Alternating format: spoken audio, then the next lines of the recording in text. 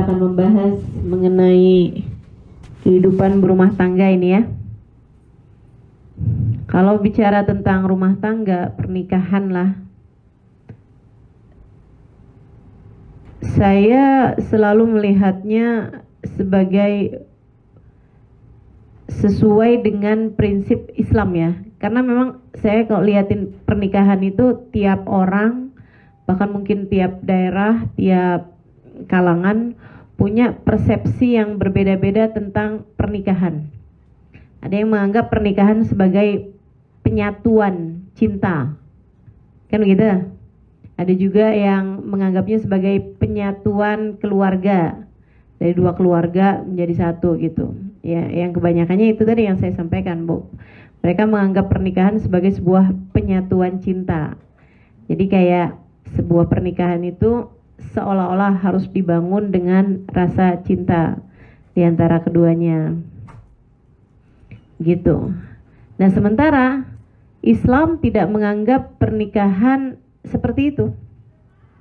Islam tidak menganggap pernikahan sebagai penyatuan cinta dari seorang laki-laki dan seorang perempuan. Gak gitu konsep nikah dalam Islam. Konsep nikah dalam Islam adalah ibadah. Nah, ini luar biasa ya. Sebab kalau saya perhatikan, kalau dikatakan bahwa konsep nikah itu adalah penyatuan cinta, itu kan berarti asasnya, dasarnya itu kan cinta. Kalau cintanya itu hilang, dan memang cinta itu rasa, hati. Rasa hati itu berbolak-balik. Hari ini cinta, kita nggak tahu 5 tahun lagi. Jangan 5 tahun lagi. 5 bulan lagi kita nggak tahu. Jangan 5 bulan, besok rasa hati kita sama dia kayak gimana, kita nggak tahu gitu. Jadi teman-teman saudaraku sekalian, orang yang menganggap bahwa pernikahan adalah penyatuan cinta dua orang gitu ya, antara laki-laki dengan perempuan. Nah, ini kemudian menjadi tidak layak diteruskan pernikahannya apabila mereka merasa sudah tidak ada lagi cinta di antara keduanya. Kan begitu? Karena kan dasarnya udah nggak ada. Ngapain bangun atasnya kalau dasarnya udah nggak ada gitu. Nah, sementara konsep nikah dalam Islam itu seperti yang tadi saya sampaikan. Konsepnya adalah ibadah gitu. Katanya Nabi Muhammad alaihissalam, an-nikahu sunnati, faman raghiba an sunnati falaysa minni. Nikah dalam pandangan baginda kita Nabi Muhammad, an-nikahu sunnati, nikah adalah jalan hidupku. Faman raghiba an sunnati, siapa yang tidak setuju dengan konsep pernikahan, bukan yang gak nikah ya, tapi tidak setuju dengan konsep pernikahan. Karena zaman sekarang ini banyak sekali orang yang tidak setuju dengan konsep pernikahan. Di Jepang itu mereka sampai menghadiahkan banyak hal buat orang yang mau nikah dan mau punya anak. Karena mereka kekurangan anak-anak kecil. Karena mereka nih rata-rata orang Jepang udah tua-tua. Ya. Mereka sampai pengen punya banyak generasi gitu. Karena rata-rata orangnya udah pada tua-tua. Mereka menganggap pernikahan tuh ribet. Jadi mereka gak setuju. Ngapain gitu, hidup harus susah-susah, mikirin mertua, mikirin ipar gitu kan. Nah, kalau menikah kan memang dengan sendirinya kan, kita jadi punya urusan sama mertua, sama ipar. Belum lagi juga urusan sama si laki-laki yang kita menikah itu kan. Ini teman-teman. Jadi kata Nabi Muhammad, faman raghiba an sunnati, siapa yang tidak setuju dengan adanya konsep pernikahan, falaysa minni, bukan termasuk dari kelompokku. Artinya bukan termasuk dari kelompok umat Islam. Dikhawatirkan baginya untuk meninggal dunia dalam keadaan tidak membawa iman Islam, naudzubillah min dzalik.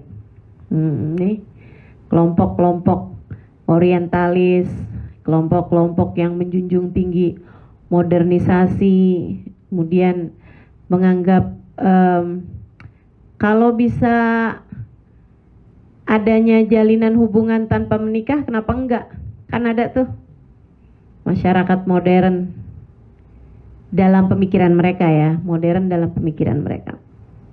Nikah dalam Islam, nikah dalam pandangan Nabi Muhammad seperti yang tadi saya sampaikan. Nabi menganggap nikah sebagai sunnah. Nanti saya akan kasih paham apa itu yang dimaksud dengan sunnah. Kemudian nikah dalam pandangan Allah, apa sih? Allah menganggap pernikahan adalah unsur terpenting dalam keberlangsungan kehidupan umat manusia. Jadi teman-teman sekalian, ini Allah nih kan bikin bumi ditinggali sama manusia. Ini ja'ilun fil ardi khalifah. Aku jadikan bumi ini berpenghuni untuk beribadah kepadaku. Ma khalaqtul jinna wal insa illa liya'budun. Tidaklah aku ciptakan manusia, jin kecuali untuk ibadah padaku. Nah, keberlangsungan manusia ini kan harus pada punya anak nih. Biar buminya tetap ada orangnya. Kan orang harus pada punya anak. Gimana caranya biar punya anak, anaknya terdidik dengan benar sehingga menjadi wa ma khalaqtul jinna wal insa illa liya'budunnya benar gitu.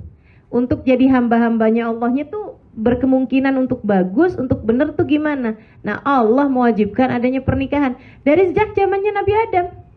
Ketika Allah memutuskan ini ja'ilun fil ardi khalifah, Allah juga mengaturkan tata cara pernikahan sehingga menjadikan anak-anak yang diturunkan itu pantas, layak untuk bisa menjadi hamba Allah Subhanahu wa taala seperti yang Allah mau mereka ada di atas muka bumi untuk ibadah gitu. Jadi Allah Subhanahu wa taala menjadikan konsep pernikahan sebagai bagian dari keberlangsungan kehidupan umat manusia di atas muka bumi ini. Memperbanyak hambanya Allah, memperbanyak hambanya Allah Subhanahu wa taala. Gitu ya. Jadi memang nikah itu ada untuk adanya keturunan, itu dasarnya seperti itu. Gitu. Dasarnya seperti itu. Terlepas dari tidak semua orang menikah punya keturunan, tapi memang dasar awalnya nikah itu ada, itu adalah agar keberlangsungan umat manusia berketerusan di atas muka bumi ini sebagai umat yang mungkin untuk bisa menjadi hamba Allah Subhanahu wa taala yang soleh-solehah. Berada dalam pendidikan orang tuanya di awalnya, mendapatkan cukup banyak kasih sayang sehingga mereka bisa merasakan kasih sayang Allah Subhanahu wa taala dan keagungan Allah dalam kehidupan mereka. Begitu. Ma min nabiyyin illa wa nakah. Tidak ada satu nabi pun kecuali semuanya menikah. Ada satu aja nabi yang belum nikah. Karena keburu diangkat. Namanya Nabi Isa. Dan karenanya Nabi Isa nanti akan turun lagi ke atas muka bumi. Diturunkan lagi nanti sama Allah Subhanahu wa taala di atas muka bumi untuk menyempurnakan bagian dari agamanya yang belum dianggap sempurna itu tadi karena belum menikah. Nanti Nabi Isa ini akan menikah dengan seorang perempuan dari umatnya Nabi Muhammad tentu saja ya, yang namanya Rodiyah. Namanya Rodiyah, dan Rodiyah ini nanti akan dapat julukan Al-Gharra. Rodiyah Al-Gharra. Al-Gharra itu yang terang benderang wajahnya. Rodiyatul Gharra. Dari hal ini bahkan Imam Al-Haddad dulu menamakan putrinya dengan nama Rodiyatul Gharra. Kata Imam Al-Haddad, ini udah di zaman akhir, siapa tahu anak saya nanti akan menikah dengan Nabi Isa. Teman-teman sekalian, jadi ini Nabi Isa ini akan turun lagi karena untuk menyempurnakan setengah dari agamanya tadi ini ya, akan menyempurnakan agamanya, dianggap belum sempurna dengan tidak menikah. Jadi tidak ada satu nabi kecuali semuanya nikah. Gitu. Nabi dari Nabi Adam sampai ke baginda kita Nabi besar Muhammad sallallahu alaihi wasallam semuanya menikah sebagai bagian dari sempurnanya beragama. Konsep nikah sebagai bagian dari ibadah. Nah, Nabi Muhammad alaihissalam mengatakan an-nikahu sunnati. Nikah adalah sunnahku. Apa maksudnya sunnah? Apakah sesuatu yang kalau dikerjakan berpahala, ditinggalkan gak dosa? Kan terjemahan sunnah biasanya seperti itu. Yang dimaksud dengan sunnah di sini di kata-kata ini adalah sunnah secara arti kata, arti bahasa, bukan secara arti istilah. Yang dimaksudkan oleh Nabi Muhammad dalam hadis tadi, yang nikah sunnati, nikah adalah sunnahku. Nikah adalah jalan hidupku, jalan hidup, pilihan hidup yang dipilih oleh baginda Nabi besar Muhammad Sallallahu Alaihi Wasallam, yang mana semua jalan hidup pilihan Nabi Muhammad Alaihi Wasallam menjadi ibadah, mau itu ibadah wajib, mau itu ibadah sunnah yang dikerjakan oleh kita umatnya. Katanya Allah Subhanahu wa taala dalam Al-Qur'an, "Qul in kuntum tuhibbunallah fattabi'uni yuhibbukumullah wa yaghfir lakum dzunubakum."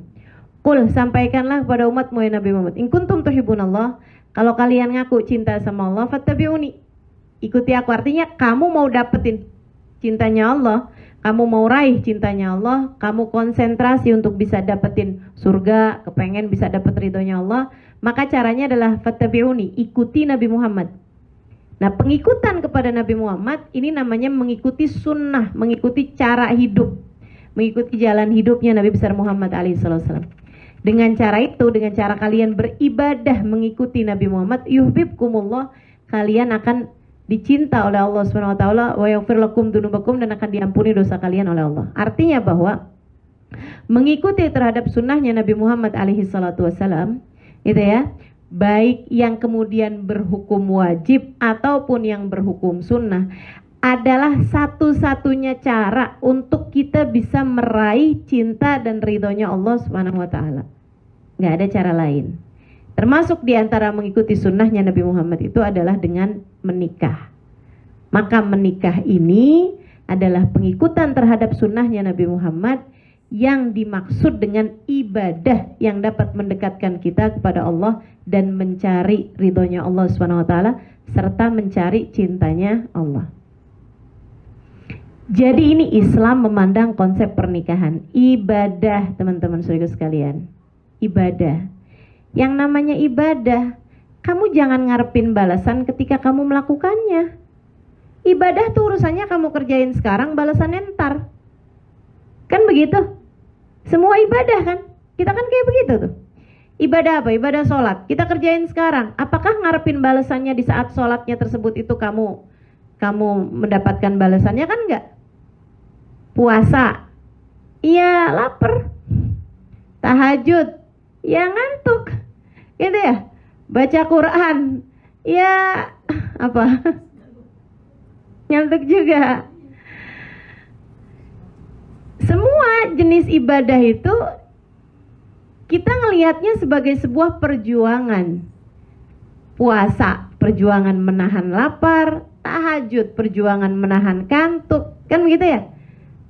Hadir majelis saja perjuangan menahan ngantuk juga. Teman-teman sekalian, jadi semua jenis ibadah itu adalah perjuangan. Kamu nggak bisa ngarepin dapat balasannya di saat mengerjakan ibadah itu sendiri. Kamu akan dapat balasannya sesudah kamu selesai mengerjakan ibadah itu.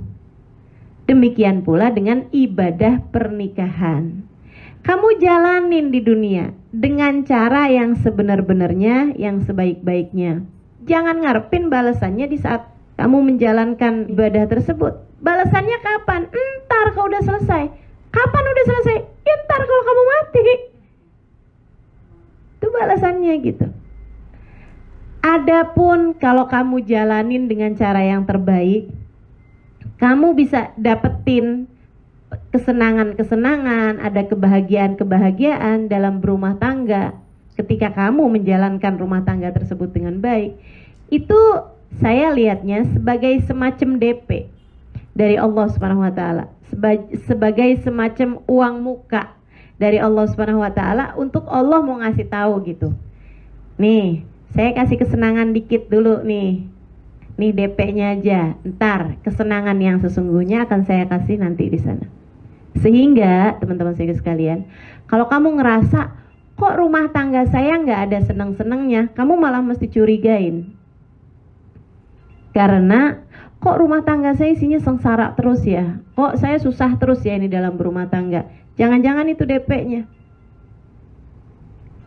DP untuk sesuatu hal yang lebih buruk nanti di sana, karena kamu belum menjalankan rumah tanggamu seperti yang Allah mau.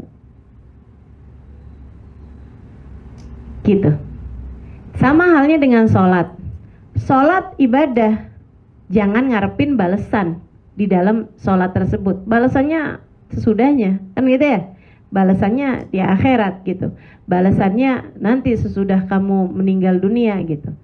Nah, tapi di dalam sholat itu sendiri kita merasakan ketenangan hati, kita merasakan doa-doa kita terijabah, kita merasakan nikmatnya dekat sama Allah, kan gitu ya.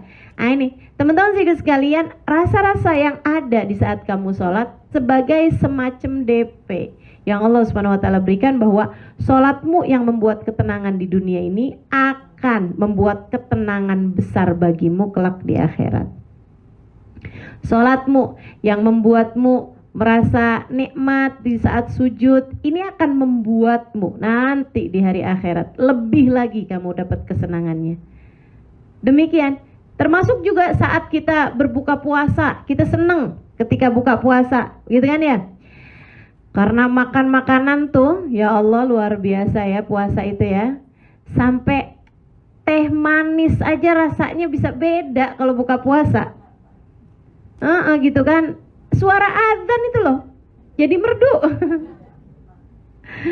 Kalau udah waktunya buka puasa. Nah ini teman-teman saudaraku sekalian, kesenangan-kesenangan itu tuh sebagai semacam DP. Makanya kata Nabi Muhammad SAW, lisaim farhatan, buat orang puasa Allah kasih dua kesenangan. Farhatun inda iftari, senang ketika dia buka. Wa farhatun inda liqa'i rabbih, dan senang ketika dia nanti ketemu sama Allah Subhanahu wa Ta'ala. Gitu. Jadi kesenangan ketika buka, kesenangan ketika berjumpa dengan waktu maghrib, itu adalah semacam DP yang Allah Subhanahu wa Ta'ala bayarkan untukmu demi untuk kesenanganmu nanti itu ketika kamu berjumpa dengan Allah Subhanahu wa Ta'ala. Demikian pula sekali lagi dengan pernikahan. Makanya teman-teman saudaraku sekalian, pernikahan yang tidak berbahagia harus kamu curigai. Jangan-jangan itu sebagai semacam DP yang Allah Subhanahu wa Ta'ala kasih tahu padamu bahwa ini nikahmu ini, pernikahanmu ini tidak seperti yang aku inginkan. Nih, kamu udah susah kan? Nih kalau diterus-terusin bisa bikin kesusahan panjang bagi kamu nanti di akhirat. Gitu. Karena memang yang namanya pernikahan itu teman-teman saudaraku sekalian adalah ibadah. Yang ibadah tuh kamu kerjakan di dunia untuk kamu dapat balasannya kelak di akhirat. Jangan pernah lupa itu. Nikahmu ibadahmu. Nikahmu ibadahmu. Dan seperti mana ibadah-ibadah yang lain. Ya. Nikahmu ibadahmu sama dengan ibadah-ibadah yang lain. Kamu hanya akan dibalas atas apa yang kamu lakukan, bukan atas apa yang orang lain lakukan. Jadi pernikahanmu itu terserah mau siapa suaminya, kamu hanya akan dibalas atas apa yang kamu lakukan, bukan atas apa yang suamimu lakukan padamu. Maka konsentrasilah terhadap posisimu. Jangan konsentrasi terhadap posisi suamimu. Dia mau ngapain urusan dia.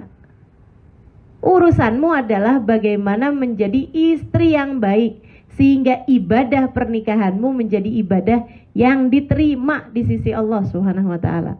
Sama halnya dengan ibadah yang lain. Teman-teman serius sekalian, kamu kalau ibadah sholat, apa yang kamu harapkan? Rabbana taqabbal minna innaka antas samiul alim. Ya Allah, terimalah sholat saya. Kan begitu? Kamu habis selesai puasa, apa yang kamu pikirkan? Allahumma laka sumtu wa bika amantu wa ala rizkika aftartu. Kan itu ya?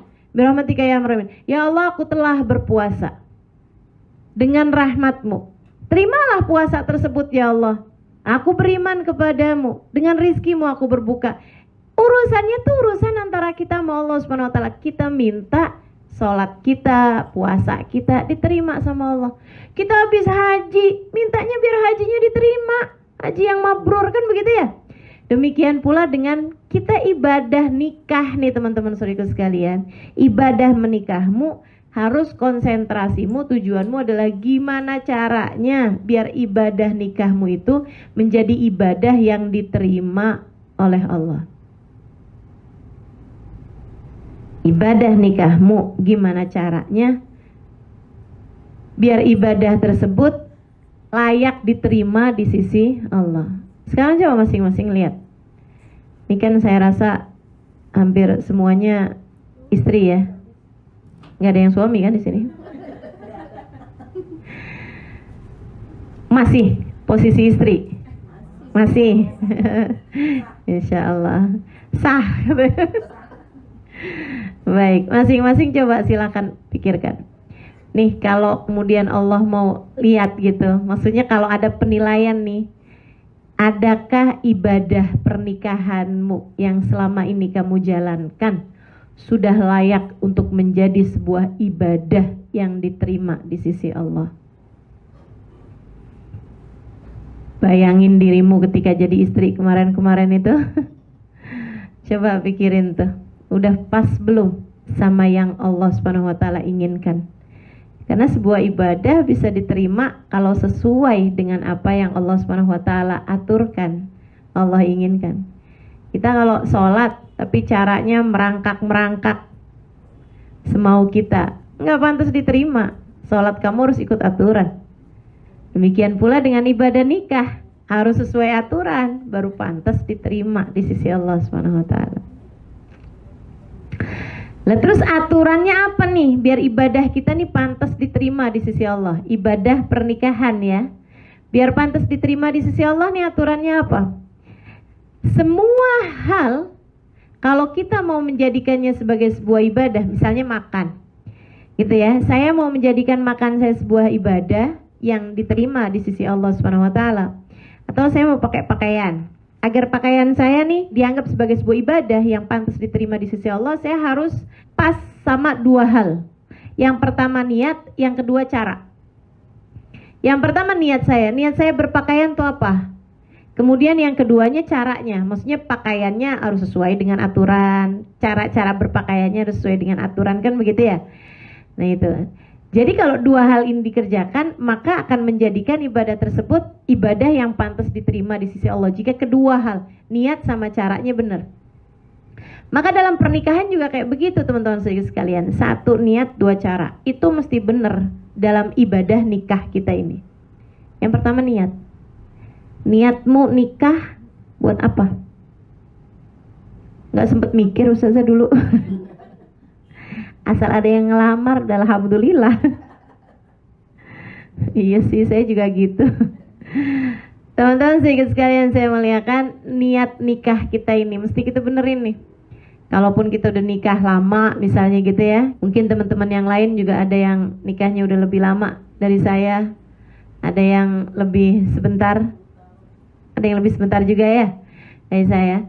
Nah ini teman-teman sedikit sekalian, kita perbaharui niat nikah kita. Kalau memang kemarin-kemarin nggak kepikiran untuk urusan niat, kita benerin nikah kita menjadi lillahi ta'ala. Saya nikah ini mau nyari ridhonya Allah. Saya nikah ini nih, ibadah pernikahan saya nih, saya mau cari cintanya Allah. Saya mau cari ridhonya Allah. Saya mau cari cintanya Nabi Muhammad. Karena saya mengikuti sunnahnya beliau. Saya mengikuti jalan hidup beliau. Saya mau nyari surga. Teman-teman saudaraku sekalian saya muliakan, asli kalau diterima ibadah nikah kita itu, gampang banget mau masuk surganya. Istri itu gampang banget mau masuk surganya. Ayyuma mra'atin salat fardhaha, shamat syahraha wa ata'at zaujaha, faltadkhulul jannah min ayyi babin sya'at. Kata Nabi Muhammad, perempuan tuh salat fardunya benar, puasa Ramadannya benar, yang utang-utang dibayarin gitu ya, dan dia tentu aja ninggalin yang haram. Maksudnya yang haram sih dia nggak ngerjain gitu kan, dosa-dosa dia nggak ngerjain. Cuman andai dia nggak punya perkara sunnah, nggak punya sedekah, nggak punya puasa sunnah, nggak punya sholat sunnah, tapi dia punya tambahan ibadah satu ini. Apa itu? Atau azzaujaha, nyenengin buat suaminya, taat sama suaminya, dia jadi istri yang soleha. Kalau dia meninggal dunia boleh masuk pintu surga manapun yang dia inginkan. Istri itu sama surga dekat. Istri sama surga dekat. Nabi Muhammad bilang, ayyuma imra'atin matat wa zawjuha 'alaiha radin adkhalaha Allahul jannah. Kalau ada seorang perempuan meninggal dunia, suaminya belum. Jadi istri meninggal dunia duluan. Ya. Kemudian suaminya ridho sama dia. Waktu meninggal nih suaminya ridho sama dia, adkhalaha Allahul jannah. Allah memasukkannya ke dalam surga. Banyak hal Allah tasamuh, Allah maklumi, Allah hapuskan. Hanya karena dia adalah seorang istri yang ketika meninggal suaminya ridho sama dia. Banyak hal Allah skip. Kamu nih hidup pasti punya banyak kesalahan, pasti punya banyak kekurangan. Kita nih hidup punya banyak kekurangan, punya banyak kehilafan, punya banyak kurang-kurang gitu kan, punya banyak salah. Tapi begitu kita meninggal dunia, suami kita bilang, ya Allah, nih istri saya ridho sama dia ya Allah. Saya ridho sama istri saya ya Allah. Kita meninggal dunia, suami kita bilang ridho ya Allah saya sama dia. Itu teman-teman saudara sekalian, ada banyak hal yang Allah skip.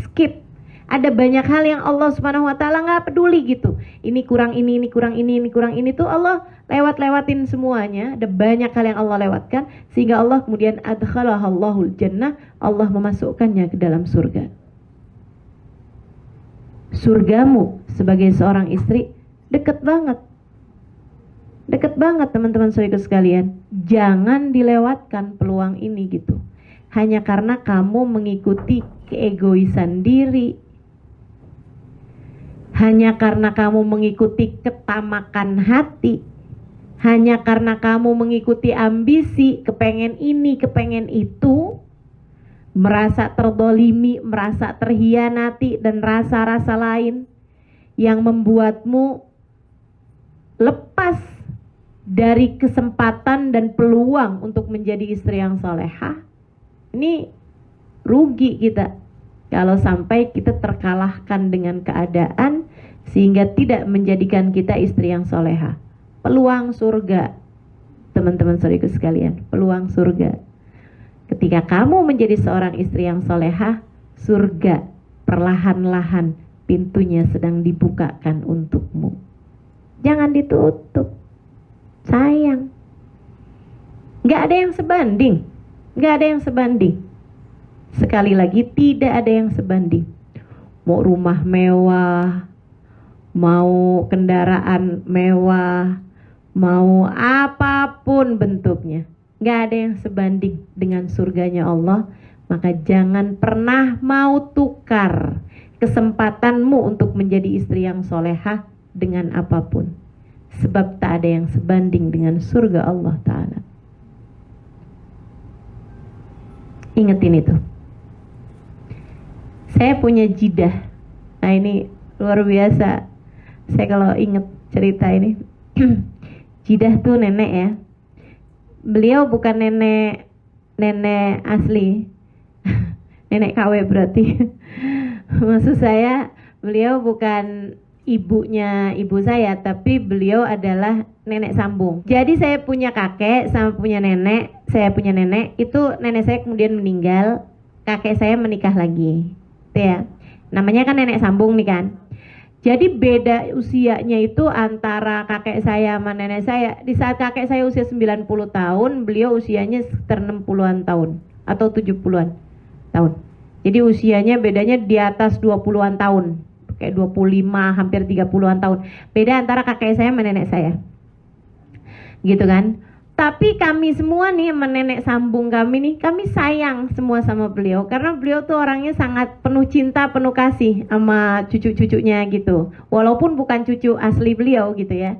Tapi semua disayangin, semua disenengin, semua diiniin sama dia gitu. Diopenin lah gitu ya sama nenek kami ini.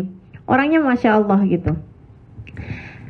Terus beliau ini, kakek saya ini, alhamdulillah tuh teman-teman saya sekalian, sampai dengan usianya 90 tahun nggak punya sakit apa-apa. Enggak darah tinggi, enggak kolesterol, asam urat, gula darah tuh enggak punya sama sekali. Jadi sehat sampai usia 90 tahunan, 91, 92, itu beliau masih suka naik sepeda pancal. Jadi kalau dengar saya datang tuh ke kampung gitu, itu beliau duluan nyampe ke rumah sebelum saya nyampe ke rumahnya kakek saya gitu. Cuman di usia 92, 93-an tuh mulain beliau pikun. Dan itu kalau bisa dibilang sakit, satu-satunya sakit yang beliau alami gitu kan. Dan subhanallah, beliau orang sangat menyenangkan nih kakek saya ini. Dan saya nggak pernah ngeliat orang pikun lebih menyenangkan daripada kakek saya. Pikunnya itu seru gitu. Kadang-kadang nih ya, saya mau salaman gitu, adik saya mau salaman, terus beliau bilang gitu, maaf, saya lagi punya wudhu. Kan padahal cucunya ya nggak batal wudhunya. Masya Allah. Ntar tuh pas bulan Ramadan gitu, dia nanya sama anaknya gitu, ini hari apa? Hari Senin. Oh, saya mau puasa ah. Padahal bulan Ramadan. Maksudnya mau hari apa juga kan sudah mau wajib puasa gitu. Beliau udah lupa gitu kan. Masya Allah gitu. Sangat menyenangkan. Kapan lagi beliau lupa semua bahasa kecuali bahasa Arab. Ini aneh bener gitu. Saya sampai jadi mikir gitu, gimana kerjanya otak ya, ruwetnya luar biasa. Maksudnya sangat complicated ya, otak manusia itu. Bisa pikun itu bisa ganti-ganti gitu. Ntar pikun bahasa, ntar pikun mukanya orang, ntar pikun apa gitu. Subhanallah, subhanallah, sampai bisa dibikin tesis tuh kayaknya tuh pikunnya kakek saya. Nah, di saat beliau pikun itu usia 94-an gitu ya, 95 tuh tambah inian pikunnya, tambah semakin menjadi-jadi gitu kan, sampai nggak inget siapa-siapa gitu. Pada saat itulah nenek yang usianya waktu itu hampir 70-an saya kira ya, itu mulai sakit, dan sakitnya jadi tambah semakin berat. Di saat kakek tuh udah lupa siapa nenek. Jadi subhanallah, kakek saya itu lupa sama perempuan tapi ingat sama laki-laki. Jadi beliau lupa sama ibu saya yang adalah anaknya, tapi ingat sama abah saya yang adalah menantunya. Di saat istrinya sakit udah nggak berdaya, maksudnya udah di atas tempat tidur kena stroke. Itu beliau kerjaannya suka pergi ke rumah anaknya yang laki-laki, namanya uak saya ini ya, paman saya, namanya Abdurrahman. Dia bilang gitu, Man, katanya gitu, ada orang sakit di rumah nggak pulang-pulang. Padahal itu istrinya. Ada orang sakit di rumah katanya nggak pulang-pulang, kesian dah. Apa saya kasih uang aja ya biar dia pulang, biar pulang ke rumah orang tuanya gitu. Dia nggak ingat kalau itu istrinya. Sampai kemudian di saat yang lagi kondisinya kayak begitu, nenek saya meninggal. Saya ada di sana, jadi saya tahu banget ini cerita ini nih teman-teman. Saya lagi ada di sana ketika dapat kabar bahwa nenek itu kayak kena serangan gitu kan. Akhirnya dibawa pergi ke rumah sakit, tapi di jalan sudah habis. Iya, di jalan udah meninggal dunia. Kemudian dipastikan oleh pihak rumah sakit untuk periksa gitu bahwa memang udah nggak ada gitu kan. Habis itu langsung dinyatakan meninggal dunia secara natural, secara alami gitu ya. Habis itu kemudian dibawa pulang jenazahnya. Nah, waktu jenazahnya lagi mau diurusin dibawa pulang, kami yang udah dapat kabar itu segera siap-siap untuk pergi ke rumahnya nenek, kan begitu ya, pergi ke rumahnya kakek saya ini. Abah saya segera tuh pergi ke rumah kakek saya itu untuk maksudnya untuk berduka cita lah, walaupun agak bingung duka citanya karena beliau bahkan nggak inget gitu kalau punya istrinya udah meninggal gitu. Jadi abah saya tuh cerita, dia duduk berduaan nih sama kakek karena belum ada siapapun yang datang gitu kan. Langsung abah saya langsung ke situ. Dia duduk berduaan di depan rumah di serambi gitu kan. Serambi rumah tuh di ruang luar itu. Duduk berduaan gitu di kayak balai-balai gitu kan. Kursi gitu. Terus cerita-cerita gitu. Jit, ini gimana Jit?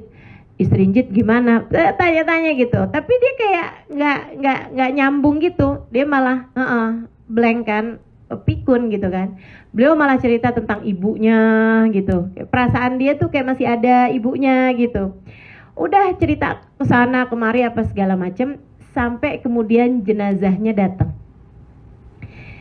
Jenazah itu datang, teman-teman sekalian, ditaruh di depannya Njit. Kemudian abah saya buka ininya, apa namanya, mukanya gitu kan. Belum diapa-apain kan jenazahnya, maksudnya baru ditutupin aja gitu. Baru maksudnya iya masih pakai baju yang tadi gitu kan, cuman ditambahin kain gitu aja. Abah saya buka gitu kain mukanya, dan itu subhanallah, kakek saya kembali memorinya 100% ketika ngelihat jenazah istrinya. Beliau kemudian bilang, ya Allah, ini istri saya nih, Fadlun binti Zain, itu sampai disebutin sama binnya. Ingat 100%. Ya Allah, ini istri saya, Fadlun binti Zain Babud. Ya Allah, istri saya meninggal nih, Masya Allah. Habis itu dia kemudian nangis, innalillah, istri saya nih meninggal, ini istri saya nih perempuan soleha. Dia kemudian ciumin dari ujung rambut ke ujung kaki, diciumin sama dia. Ya Allah, ini istri saya nih, ya Allah, diciumin jenazahnya gitu sampai ke kakinya. Ya Allah, saya ridho sama dia dari ujung rambut ke ujung kaki. Ya Allah, saksikan saya ridho sama dia dari ujung rambut sampai ke ujung kakinya, ya Allah. Nangis sampai abah saya ikutan nangis, yang bener-bener nangis gitu. Abah saya mikir, ya Allah, beruntung banget nih perempuan, suaminya pikun, tapi Allah balikin hanya untuk menyatakan keridhaan kepada istrinya. Habis itu kemudian jenazahnya ditutup, udah selesai nangisnya ini apa, selesai baca-baca doa gitu. Jenazahnya dibawa masuk gitu kan. Habis itu Njit lupa lagi, masuk lagi ke dalam gitu, terus nanya, ada yang meninggal? Siapa yang meninggal? Lupa, teman-teman saudaraku sekalian. Jadi dikembalikan 5 menit memorinya 100%. Bahwa memang memorimu, siapa yang bilang milikmu? Iya, milik Allah. Iya, milik Allah. Dirimu, siapa yang bilang milikmu? Milik Allah. Tapi Allah mengembalikan pada waktu yang tepat untuk hamba-hamba yang tercinta di sisinya. Suami udah pikun, sama Allah dibalikin 100%, teman-teman saudaraku sekalian, hanya untuk menyatakan keridhaan kepada istrinya. Allah mau ngajarin saya, cucunya, dan teman-teman yang kebetulan menjadi teman-teman saya untuk saya sampaikan cerita ini. Jadilah istri yang soleha. Jika bahkan andai suamimu pikun sekalipun, Allah bisa kembalikan memorinya untuk menyatakan keridhaannya kepadamu. Jika kamu istri yang soleha, kamu tidak akan kehilangan apapun jika kamu istri yang soleha. Fokus saja teman-teman sekalian. Gak usah fokus sama suami kamu, gak usah. Itu urusan dia, hisabnya masing-masing. Lewat surga gak bakalan gandengan tangan, lewat jembatan sirat gak bakalan gandengan tangan, tenang aja, sendiri-sendiri. Suamimu mau ngapain, urusan dia. Termasuk jika dia memilih untuk menikah lagi. Urusan dia, bukan urusan kita. Urusan kita bagaimana menjadi istri yang solehah baginya. Dah, konsentrasi itu aja. Konsentrasi itu aja. Balasannya, hasilnya, tujuannya, puncaknya surga. Dan jangan mau kalahkan surgamu dengan apapun. Sekali lagi, jangan mau kalahkan surgamu dengan apapun. Jadi dalam segala keadaan, menanglah, sebab yang kamu pertaruhkan adalah surgamu sendiri. Jangan mau kalah, teman-teman sekalian.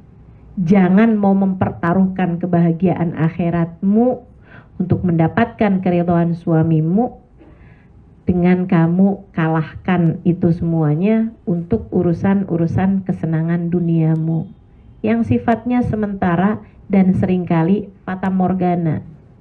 Kamu pikir kalau suami saya nggak begini nih saya bakalan senang. Belum tentu. Belum tentu. Kalau aja saya punya suami yang begini-begini saya pasti senang. Belum tentu. Belum tentu. Kalau saya nggak kawin sama dia nih, saya kawin milihnya sama dia, saya kayaknya senang. Belum tentu. Jadi jangan mau tuh. Itu tuh talbis iblis. Itu tuh kayak permainannya setan, ngerusakin pikiran kita gitu loh.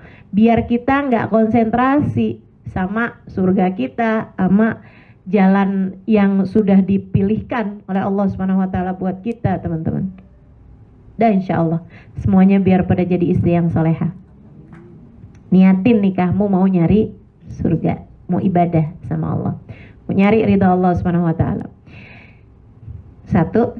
Terus yang kedua caranya. Ini benerin niat sama benerin cara. Caranya gimana sih? Nabi ketika ditanya, ya Rasulullah,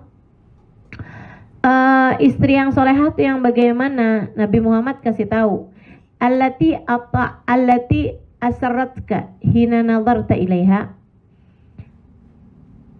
ata'atka hina amarta ilaiha. Terus kemudian hafizat malaka wa nafsaha hina ghibta anha. Nah, ini 3 hal dikasih tahu sama Nabi Muhammad tentang istri yang solehah itu yang bagaimana. Yang pertama, yang menyenangkan ketika kamu memandangnya. Yang kedua, yang patuh ketika kamu memerintahkan kepadanya. Yang ketiga, yang dapat menjaga harga dirinya dan hartamu, ada atau tidak adanya dirimu. Ini 3 hal tuh yang menyenangkan ketika dipandang, yang patuh ketika diperintah, sama menjaga, mampu menjaga harga diri kita, ya, kemuliaan kita, kehormatan kita, ada atau tidak adanya dia, juga mampu menjaga hartanya dia, ada atau tidak adanya dia lagi ada atau dia lagi nggak ada. Kita bahas satu. Yang pertama, yang menyenangkan ketika dipandang. Nah, ini kan sebenarnya batasannya gampang ya. Hanya ketika dia memandang. Maksudnya ketika dia ada depan kita kan. Artinya kalau kita lagi nggak ada depan dia, dia lagi nggak ada di depan mata kita, kan kita bebas-bebas saja sebenarnya gitu. Yang menyenangkan tuh hanya ketika dia memandang. Ini saya tekankan karena gini nih. Ada banyak orang, ada banyak perempuan yang suka loss, yang suka loss itu kehilangan orientasi, kehilangan orientasi ya, kehilangan fokus. Ketika gini nih, ada perempuan-perempuan yang saya liatin, ketika dia tidak sedang bersama dengan suaminya, pikirannya mikirin suaminya. Lagi jalan nih sama teman-temannya nih, sibuk aja mau urusan suaminya. Tunggu bentar ya, ini saya mau mastiin nih kalau inian suami saya, bentar. Dia telepon lagi sama suaminya. Entar dikit-dikit tuh dia sibuk gitu sama suaminya. Di saat dia lagi barengan sama teman-temannya, atau di saat dia lagi hadir acara apa kayak begitu kan. Tapi di saat dia lagi barengan sama suaminya, dia malah sibuk sama teman-temannya. Ada tuh. Siapa orangnya? Saya. Jadi Nabi tuh ngasih tahu, kamu harus jadi istri yang menyenangkan. Kapan? Ketika dia lagi liatin kamu. Maksudnya ketika kamu lagi barengan sama dia. Gitu. Kalau dia lagi nggak barengan sama kamu mah bebas. Kamu udah nggak usah menyenangkan dia gitu kan. Nggak usah yang per 10 menit kamu teleponin. Per berapa jam kamu pastikan. Kamu nggak diwajibkan untuk memastikan dia selalu berada dalam keadaan aman, nyaman, kenyang di saat kamu sedang tidak bersama dengan dia gitu. Kamu hanya perlu ketika kamu lagi barengan sama dia. Kalau lagi barengan sama dia, nah tuh, yuk kita sama-sama belajar gitu ya. Ketika kita sedang bersama dengan suami kita, yuk kita sama-sama belajar untuk bisa terkonsentrasi sama dia, untuk bisa menjadikan dia sebagai yang terpenting dalam kehidupan kita gitu. hanya ketika kita barengan sama dia aja, gitu kan? Iya, konsentrasi kepada hal yang lain, tuh belajar buat dikurangin, gitu kan? Apa yang dia mau kita kerjain, apa yang dia pengen kita lakukan, kita lakukan gitu. Kalau dia lagi cerita, ya kita dengerin, gitu ya. Kalau kita ada bikin salah, ya udah minta maaf, gitu. Kalau dia lagi ngomel, ya kita kalau nggak salah salahin.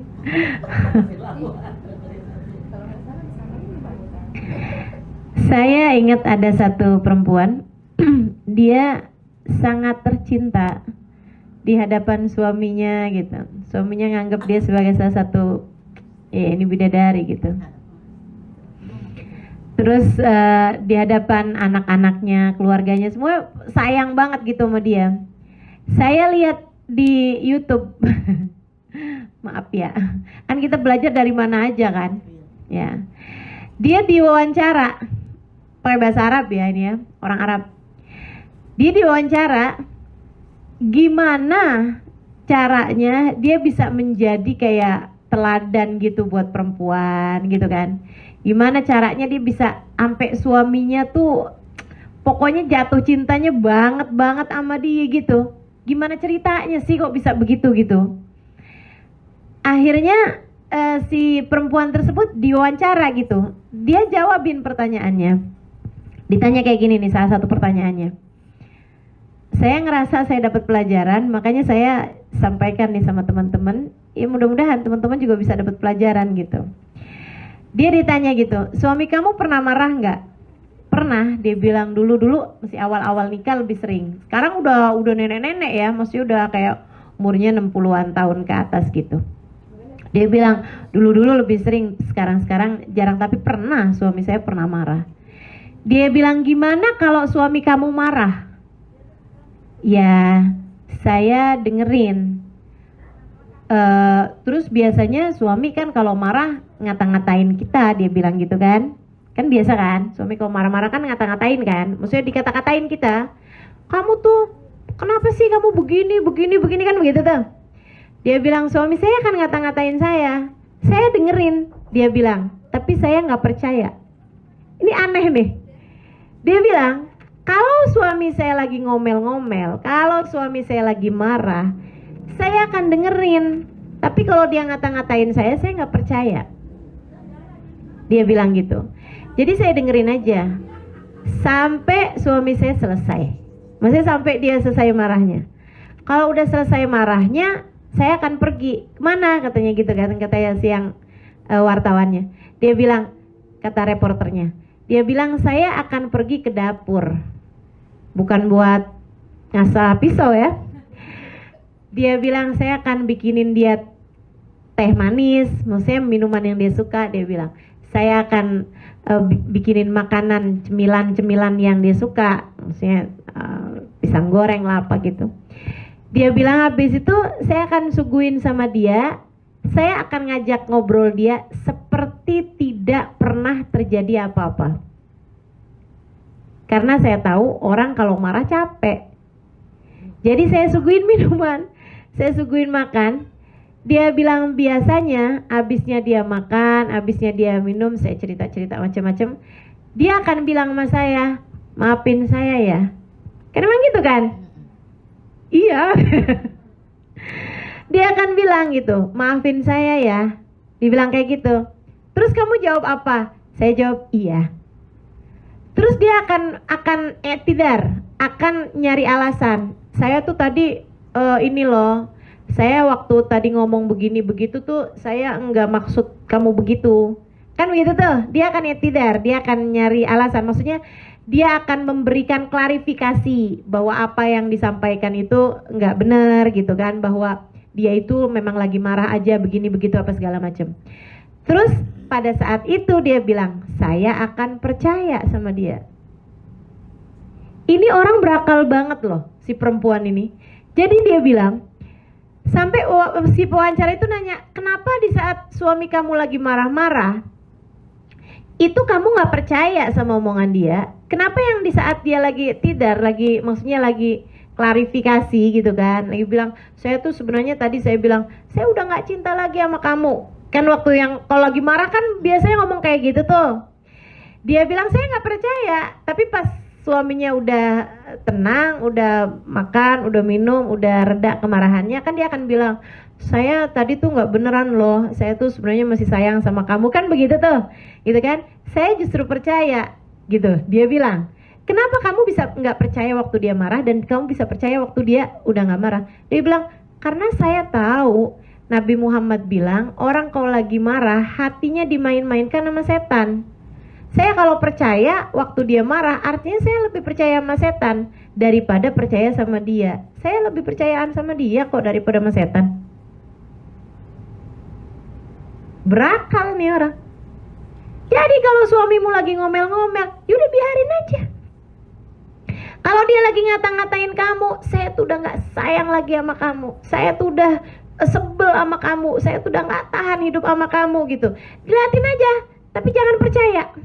Siapa bilang, alah sayang gitu kok. Nggak percaya saya sama kamu. Liatin aja, tapi nggak usah dijawabin juga ya. Nanti dia tambah marah. Ya udah aja gitu, kayak dengerin gitu kan, kayak ini gitu. Kalau perlu kamu minta maaf gitu kan, iya maafin saya. Udah gitu aja. Kalau dia lagi marah, nih ya teman-teman saudaraku sekalian, marah kan gak enak. Jangan mau ketularan. Kalau dia lagi marah, udah biarin dia aja yang marah, kamu jangan. Suami saya pernah bilangin saya, dia bilang, ini suami saya ya, ini ucapan dia nih, kadang-kadang bijak. Kadang-kadang. Dia bilang, suami istri itu kayak orang naik ayunan. Ayunannya satu, jadi biarin salah satu aja yang naik, salah satu ngedorong. Jangan terlalu kenceng dorongnya, ntar dia jatuh. Jangan juga terlalu lambat dorongnya, ntar nggak ada seninya, gitu. Jadi kadang-kadang saya kalau ngelihat suami saya lagi marah-marah, oh ini dia lagi ada di atas ayunan. Ya udah, saya ngapain ikutan naik di ayunan tersebut? Nggak usah, saya dorong aja. Dia lagi mau marah, oke. Saya bagian dorong nih sekarang. Kan gitu ya? Jangan kenceng-kenceng, ntar jatuh. Ya udah gitu. Saatnya dia mendapatkan dorongan, mendapatkan semangat. Saatnya kita kasih itu gitu. Jangan kemudian di saat dia marah kita marah lagi, itu sama aja dengan dia naik ayunan kita ikut tumpang di atasnya. Kagak ada yang dorong, jatuh berduaan kita di situ gitu. Jadi seperti itu. Nah kan ada saatnya dia yang perlu untuk didorong, ada saatnya kita yang perlu untuk didorong gitu. Sambil-sambilan berumah tangga, berkawan dalam kebaikan. Itu yang disampaikan Nabi Muhammad alaihissalam. Fa innahunna awanun lakum fi umuri dinikum wa dunyakum. Kata Nabi Muhammad, Nabi ini emang gak ada yang lebih sayang sama kita nih teman-teman, kaum perempuan daripada Nabi Muhammad. Nabi bilang, Nabi Muhammad alaihissalam mengatakan kepada kaum laki-laki, ittaqullah fi nisaikum. Kata Nabi Muhammad di abisnya Haji Wada, itu di khutbah terakhir Nabi Muhammad ngasih pesan sama umat Islam tuh, khutbah terakhirnya Nabi Muhammad. Berapa hari kemudian Nabi Muhammad wafat. Itu Nabi Muhammad pesan, salah satu pesannya selain sholat ya, masalah sholat tuh Nabi Muhammad tekenin dengan as-sholat wa ma malakatil yamin, as-sholat gitu. Sholat ya, jagain sholat kalian, jagain sholatnya orang-orang yang kalian tanggung nafkahnya, mesti anak-anak keluarga kalian gitu. Selain daripada itu Nabi juga pesan, wahai kalian, wahai sahabatku sekalian, kata Nabi Muhammad, berbuat baiklah kepada istri kalian. Yang baik sama istrinya. Takutlah kalian kepada Allah dan berbuat baiklah kepada istri kalian. Fa innahunna awanun lakum fi umuri dinikum wa dunyakum. Karena istri kalian adalah kawan kalian, partner kalian dalam kalian menjalankan urusan agama kalian dan urusan dunia kalian. Itu udah nggak ada deh yang lebih pas mendefinisikan istri daripada Nabi Muhammad alaihissalam. Nabi tuh menjadikan kita kawan loh itu. Kata Nabi Muhammad, kawan kalian. Kalian namanya berkawan kan? Saya pernah dengar kalau kamu mau jalan cepat, berjalanlah sendirian. Kalau kamu mau jalan panjang, perjalanan panjang, berjalanlah bersama. Nah kita ini gini loh, hidup di dunia perjalanan panjang akan jauh lebih ringan kalau kamu laksanakan bersama. Bersama-sama suami kamu, bersama teman-teman kamu, kan gitu ya. Di rumah bersama dengan suami kamu jauh lebih ringan, teman-teman saudara sekalian. Di saat kamu sedang terjatuh, ada yang menyemangati, gitu ya. Nah, karena itu, karena Nabi Muhammad menyebutnya sebagai kawan, maka jadilah kawan yang baik bagi suamimu. Jadilah kawan yang baik bagi suamimu. Partner dalam kebaikan-kebaikan. Insya Allah sama-sama menuju ke dalam surga Allah SWT. Nah itu, Nabi Muhammad bilang, yang menyenangkan ketika dipandang, yang taat ketika diperintahkan, dan yang bisa jaga harga diri. Saudara sekalian, zaman sekarang nih kan, semua hal adanya di tangan. Bahkan maksiat-maksiat besar seringkali diawali hanya dari sebuah sapaan di WhatsApp. Hai, apa kabar? Dari mantan pacar. Waktu zaman SMA, waktu zaman kuliah, saya nggak tahu nih teman-teman pada kuliah apa kagak. Banyak dosa-dosa, maksiat-maksiat diawali dari hanya sekedar sapaan-sapaan kecil di handphone. Nah itu, jangan mau kebawa, jangan mau terjebak sama dosa. Udah cukup Allah melihatmu.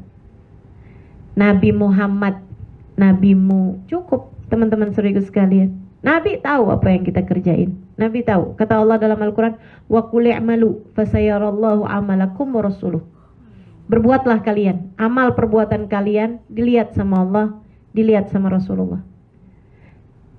Seharusnya fakta bahwa amal perbuatan kita dilihat sama Allah, dilihat sama Rasulullah, cukup membuat kita malu untuk berkhianat, cukup untuk membuat kita malu untuk berselingkuh, baik secara fisik ataupun secara hati, ya, baik selingkuh beneran, ketemuan, berduaan sama laki-laki yang bukan mahram, atau dengan selingkuh hati, dengan menganggap bahwa kalau saya sama dia kayaknya lebih enak, dengan kita membayang-bayangkan laki-laki yang lain selain daripada suami kita.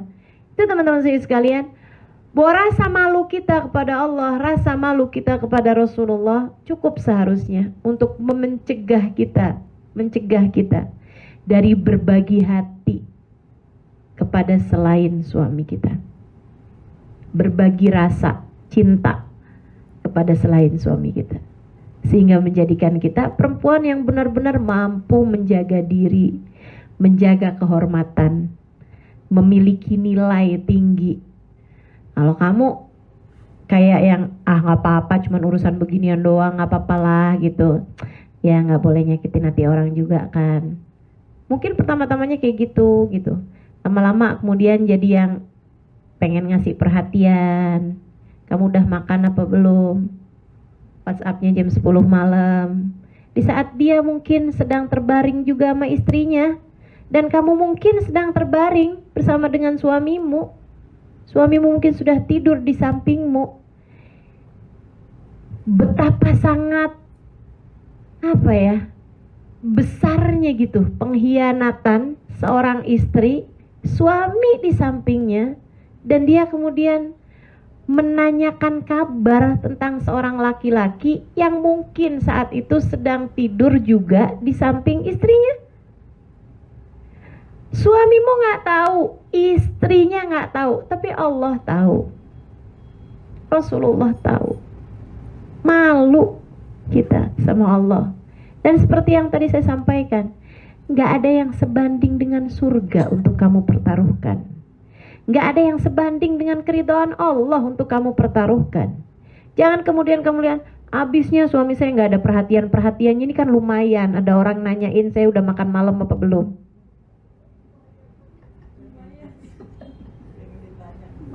Ayolah teman-teman, belajar untuk bisa jadi istri yang solehah insya Allah.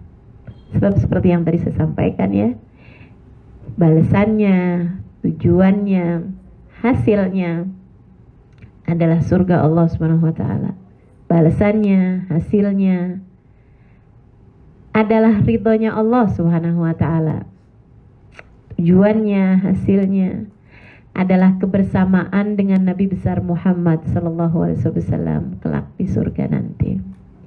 Diperkenankan masuk dari pintu surga manapun yang kita inginkan, dan itu seharusnya menjadi cukup alasan kita untuk mampu menjadi istri yang solehah insya Allah. Rabbana taqabbal minna innaka antas samiul alim, tub alaina innaka antat tawwabur rahim. Dawam tasmanakallahumma tahiyyatun fiha salam.